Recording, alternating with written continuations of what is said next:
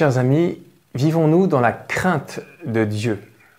La crainte, ou la peur si vous préférez, est l'une des 6 émotions basiques de l'être humain, avec la colère, la joie, la tristesse, la surprise et le dégoût. La peur est fondamentale. Elle permet à l'homme d'échapper aux dangers qui le menacent.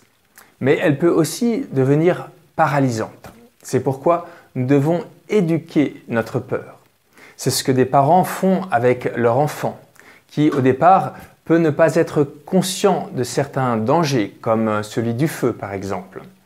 Les contes tels que celui de Blanche-Neige ou bien celui du Petit Chaperon Rouge ou encore bien d'autres cherchent à inculquer à l'enfant la peur de ce qui peut lui faire du mal.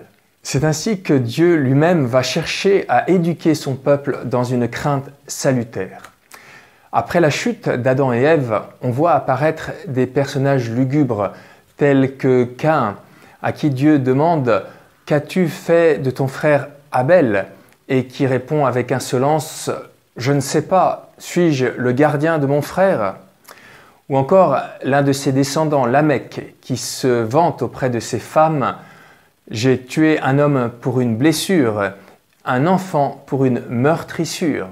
Comme Caïn a été vengé 7 fois, Lamech sera vengé 77 fois. » Après le déluge, ce sont même des populations entières qui sombrent dans la corruption, comme à Sodome, où l'on ne respecte aucune des lois de l'hospitalité ni de la nature. Dieu va donc éduquer son peuple à partir de cet état de déchéance avec des grands personnages qui vont apprendre la crainte de Dieu.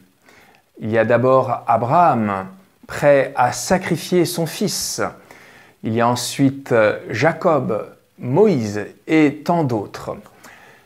Et puis bien sûr, cette lente ascension culmine avec le Christ qui fait preuve de la crainte de Dieu la plus parfaite. Elle s'exprime notamment au moment de son agonie à Gethsémani. « Père, s'il est possible que cette coupe passe loin de moi, mais non pas ma volonté, que ta volonté soit faite. » Il nous faut donc nous-mêmes passer de toutes nos peurs, qui peuvent être nombreuses, à une peur unique, celle d'offenser Dieu. Voilà ce qu'est la véritable crainte de Dieu, qui est le premier don de l'Esprit Saint. Et ce premier don est la porte ouverte sur tous les autres.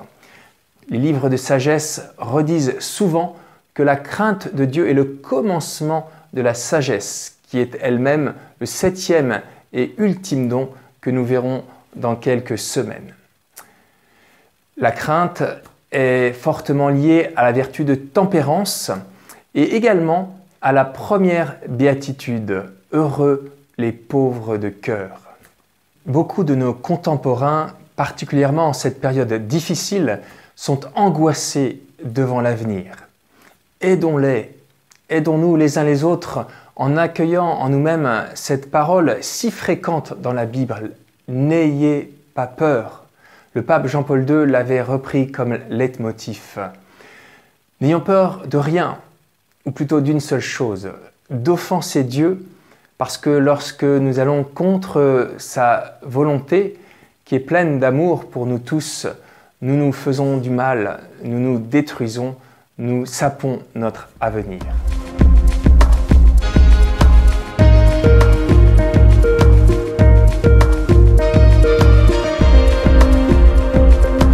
Chers amis, vous trouverez plus de détails sur le don de crainte en visitant le site du Saint-Esprit. D'ici la semaine prochaine, je vous propose de lire ou relire une vie de Saint Jean-Paul II. Vous verrez comment, à travers une vie pleine de difficultés, il a su surmonter ses propres craintes.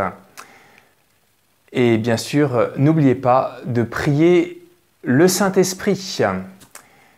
À la semaine prochaine.